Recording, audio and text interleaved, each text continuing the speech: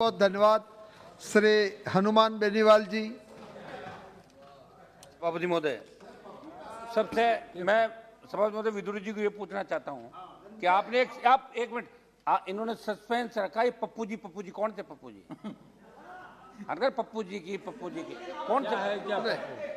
आप चलो बात कीजिए। है अरे भाई आप यू एड्रेस टू चेयर, आप अपनी बात रखिए। पप्पू जी, हनुमान जी आप अपनी बात रखिए, समय समाप्त हो जाएगा, बात रखिए काइंडली। हनुमान जी बात रखिए। हाँ, आप अपनी बात रखिए। नहीं सभापति महोदय, मैं तो ये पूछ रहा था कि नहीं, आप अपना विषय रखो। जो हम सब सोच रहे हैं वही पप्पू जी है, दूसरे हैं। हाँ ठीक है, तो आगे समझ में। सभापति महोदय, आपने बजट पर बोलने की अनुमति दी, इसके लिए धन्यवाद। सभापति महोदय, मेरे से पूर्व पक्ष विपक्ष के विद्वान सांसदों ने अपनी बात रखी। सभापति महोदय, इस बजट से देश के नौजवानों को, किसानों को और आम आदमी को बहुत बड़ी उम्मीद थी कि अब की बार का जो बजट है वो अलग तरीके का आएगा, रोजगार की गारंटी होगी, किसानों का बहुत बड़ा भला होगा इस बजट के अंदर। लेकिन जब बजट पढ़ा तो इसके अंदर कोई विशेष इस बजट के अंदर नहीं लगा। आपके जो 2 साल के पहले के बजट थे उससे हटके ये बजट, जो प्रधानमंत्री जी का बजट है, ये हमें नहीं लगता कि 25-50 साल की जो बात आगे की कही है वहां तक हम पहुंच पाएंगे। सभापति महोदय, ये सवाल ये उठता है कि आपने कहा विश्वास का क्या होगा। पिछले 7 सालों में लोग आप पे भरोसा करके आपको सत्ता में लाए। कांग्रेस के कुशासन से दुखी होके लंबे समय बाद एनडीए के साथ साथ भारतीय जनता पार्टी को अकेले 303 का बहुमत दिया। लेकिन अब की बार का जो बजट था उससे नौजवान, किसान और तमाम मध्यम वर्ग को एक झटका लगा। उनको लगा कि बजट हमारी आशाओं के अनुरूप नहीं, हमें आगे लेके नहीं जाएगा। सभापति महोदय, आपके माध्यम से मैं बताना चाहूँगा कि बजट में वित्त मंत्री जी ने अपने 25 सालों के ढांचागत विकास की रूपरेखा तो करी, लेकिन आप अगले आम आदमी 25 दिन या 25 महीने किस उम्मीद पर बिताएगा, इस बारे में बजट किसी तरह की आश्वस्ति नहीं देता। पिछले 2 सालों में कोरोना काल के अंदर लगाए प्रतिबंध उद्योगों और नौकरियों पर बहुत बुरा असर पड़ा। रोजगार खत्म हुए, आधे वेतन पर लोग काम करने को मजबूर हुए, महंगाई बेतहाशा बढ़ गई, स्कूल कॉलेज बंद रहे, जिस वजह से ऑनलाइन पढ़ाई करना विद्यार्थियों की मजबूरी हो गई थी। सभापति महोदय, महामारी के कारण स्वास्थ्य खर्चों में बढ़ोतरी हुई। कृषि कानूनों के विरोध में किसानों को साल भर तक आंदोलित रहना पड़ा, जिसका व्यापक असर ग्रामीण अर्थव्यवस्था पर भी पड़ा।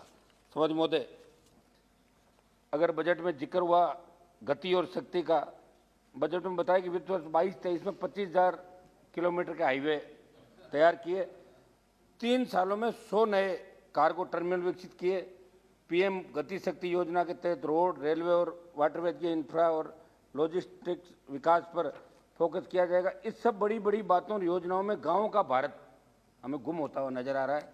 ऐसी सुनिश्चितता सरकार कैसे लाएगी?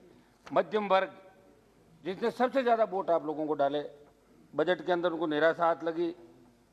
इस बजट में अपने लिए करों में रात की उम्मीद लगा कि आम आदमी बैठा था। कोरोना काल के अंदर आर्थिक व्यवस्था, आम आदमी रोजगार से जूझ रहा था, लाखों लोग भी चले गए, लेकिन आपने आयकर स्लैब में कोई बदलाव नहीं किया।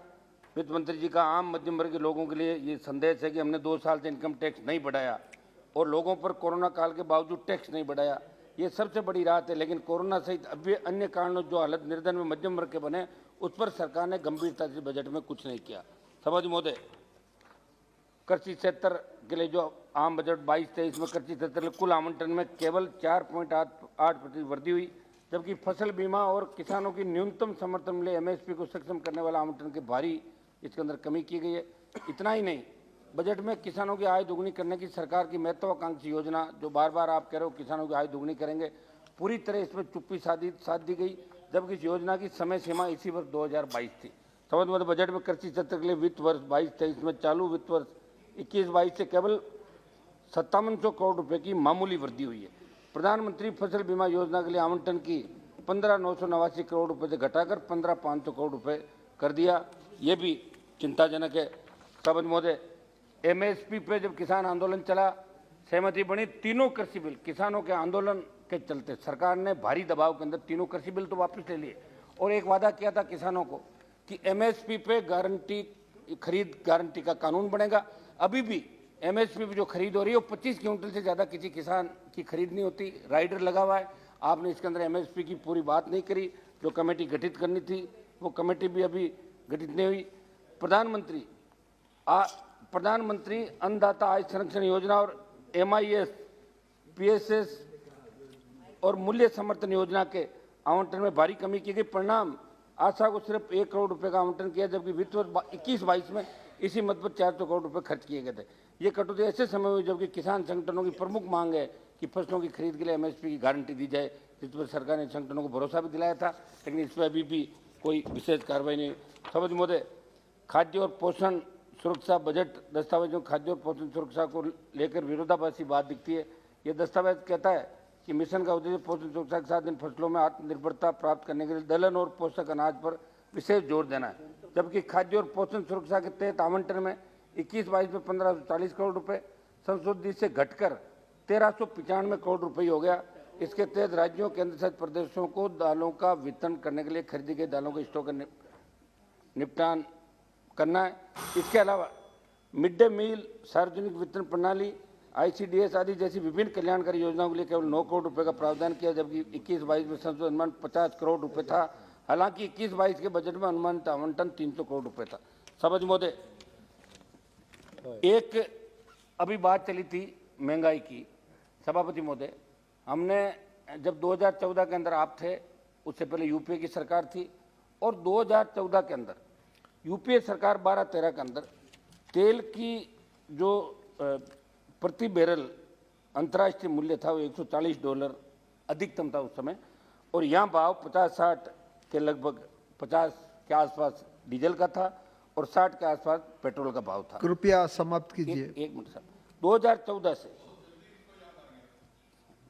मेरे को तो याद किया, मैं दिला भी दूंगा, राजस्थान में याद है आपको, है ना। 2014 से कीमतें घटती गई और $20 प्रति बैरल तक आप इसको बढ़ाते रहे, 50 रुपए तक बढ़ा दिया, जबकि $80 का अभी भी $80 से ज़्यादा नहीं है। तो ये बहुत बड़ा धोखा इस देश की जनता के साथ आप कर रहे हो। चुनाव जहाँ आ रहा है उस समय आप इसको नहीं बढ़ाते और उसके बाद बढ़ाकर 1 रुपया घटा देते हो। मेरी मांग है प्रधानमंत्री जी से, अगर आप आम आदमी की चिंता करते तो महंगाई को कम करो आप इसके लिए, क्योंकि खाली उत्तर प्रदेश यही चुनाव नहीं है, उसके बाद और 4 राज्यों के अंदर चुनाव है जहाँ कड़ी चुनौती आपको मिलेगी। जिन वादों के साथ आप सत्ता के अंदर आए हो, देश का नौजवान, किसान, मध्यम वर्ग ये भूला नहीं है। हो सकता है कि उत्तर प्रदेश के अंदर कोई समीकरण बन जाए, आप सत्ता हासिल कर लो, इसका मतलब ये नहीं है कि 24 के अंदर आप 303 और 308 आ जाओगे। एनडीए के धीरे धीरे साथियों ने आपको छोड़ दिया, 1 गए, 2 गए, 3 गए, 4 गए, चोरी आते करीब करीब चले जाए। हेलो, एक सेकंड, एक्सक्यूज मी, अब सुनो जी। Honourable members, honourable minister of parliamentary affairs will make an announcement. मंत्री जी। I would like to inform the members that the arrangement for dinner has been made for the members in room number 70 and for officers and staff in 73 and 74. समाप्त कीजिए बेनीवाल जी। सुझाव देता हूँ कुछ मैं आपके, मुझे लग रहा है लोग ज्यादा नाराज हो गए।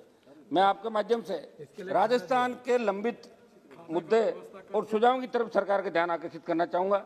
ईस्टर्न कैनाल ERCP केंद्र सरकार से राष्ट्रीय परियोजना घोषित कर बजट भाषण में इसको लेकर निराशा हाथ लगी। इस योजना को राष्ट्रीय परियोजना, सिंचाई परियोजना घोषित करें। सभा वित्त मंत्री जी, 13 जिले राजस्थान के लाभान्वित होंगे और 13 के 13 MP आपके भारतीय जनता पार्टी के भी वहाँ पे।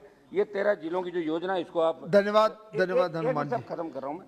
रेल को आप सेवा बताते लेकिन गैर अर्थसम बताकर जब किसी परियोजना को रोका जाता है तो उसे जाहिर होता है कि रेलवे को सेवा का जरिया मानना और कह देना में अंतर है। राजस्थान को रेलवे जुड़ी परियोजनाओं में इस बजट में निराशा हाथ लगी, जिस पर सरकार को ध्यान देने की आवश्यकता है। सबसे बड़ी बात कि रेल मंत्री जी राजस्थान चाहते हैं तो ये राजस्थान सहित पूरे देश का वैसे ध्यान रखेंगे, विशेषकर राजस्थान और मारवाड़ से जहाँ से आते हैं, जहाँ मेरा भी संसदीय क्षेत्र है, तो आप इसका भी ज्यादा ध्यान रखेंगे। कोरोना का नाम लेकर पिछले वित्तीय वर्ष का सांसदों का बजट, एक मिनट सब खत्म कर रहा हूँ मैं। बजट सांसदों का आपने ले लिया, सरकार के अंदर वैसे कोई कमी नहीं होती, हमारे राजस्थान के अंदर विधायकों का बजट बढ़ा के 5 करोड़ कर दिया और हमारा पूरा ही 2 साल का बजट ले लिया, 2 करोड़ रुपए उसके अंदर दिए। मेरी मांग रहेगी कि वो तो 5 करोड़ रुपए सांसदों को दे ही दे। इसके अलावा संसदीय क्षेत्र इतने बड़े सभापति जी, आजकल सांसदों को तो लोगों ने मुख्य अतिथि बुलाना ही बंद कर दिया, कार्ड में नाम ही नहीं लिख रहे हैं। भाई पैसा नहीं क्यों बुलाएंगे लोग? इसलिए मैं चाहता हूँ कि 50 करोड़ रुपए बजट सांसदों का कम से कम सालाना करो। इससे कोई Thank you very much. एक मिनट मेरी बात समाप्त करना। मैं ये मेरी मांग रखूंगा, किसी भी क्षेत्र में जरूरी कार्यों वहाँ की कमियों को जानकर स्थानीय सांसद को ऐसे हो सकती है। तो वैसे सांसदों का आपने एक अच्छा काम किया था, वो आपकी मैं तारीफ भी करूंगा कि दिशा का चेयरमैन सांसद होता है, वो आपने ही सांसद की उपस्थिति दर्ज कराई। पहले उस सांसद को कोई नहीं पूछता था, ये सही बात है। लेकिन कई राज्यों के अंदर दिशा की मीटिंग नहीं होने देती वहाँ की स्टेट गवर्नमेंट, ये भी दुर्भाग्यपूर्ण है। तो इसके अंदर पे आप समझ में, मैं आधा मिनट में मेरी बात समाप्त कर रहा हूँ, बस आधा मिनट है ना।